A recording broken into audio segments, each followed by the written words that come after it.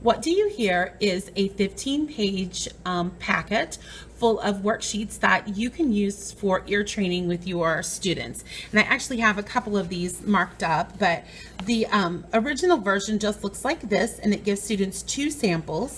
The idea is that you'll play a sample either on an instrument, by clapping, on a keyboard, something like that, and your students will circle what they hear. In this packet, we're really focusing on rhythm. So before I start, I create a key, much like I've done right now. I circle which ones I'm going to do. I'll let students know that I'm going to play the sample 3 times. The first time they're not allowed to circle anything. The second time they should circle their answer. And the third time they should check their answer. When we get to more complex rhythms or rhythms with a couple of measures, sometimes we listen to it 4 or 5 times just to be sure.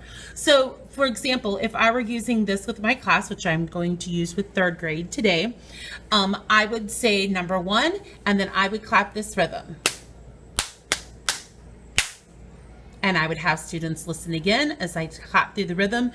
The second time, circle it. The third time, check it. And we would move on to number 2. So I've done this by clapping. I've used drums and all sorts of instruments.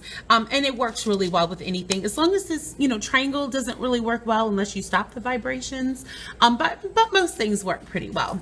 Sometimes I want to give them a challenge. So this is the 7th worksheet in the set. I know we're kind of jumping ahead.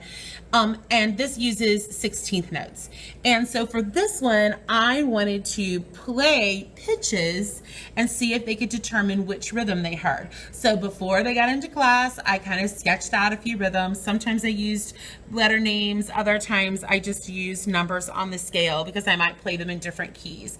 And then I would say the same thing the first time you're going to listen. The second time, please circle your answer. And the third time, please check your answer. And then I would play the notes that I have here. And then I would have students choose their answer, check their answer, and we would do it that way. I found that adding pitches to these really makes it more complicated for the students because they really have to listen a lot closer. So sometimes we'll do the same worksheet. One week we'll just do rhythm on an unpitched instrument, hand drum, or I'll just clap it. And then the next week I'm going to use the same worksheet, maybe choosing different answers and using pitches with it, and it makes it a lot more interesting.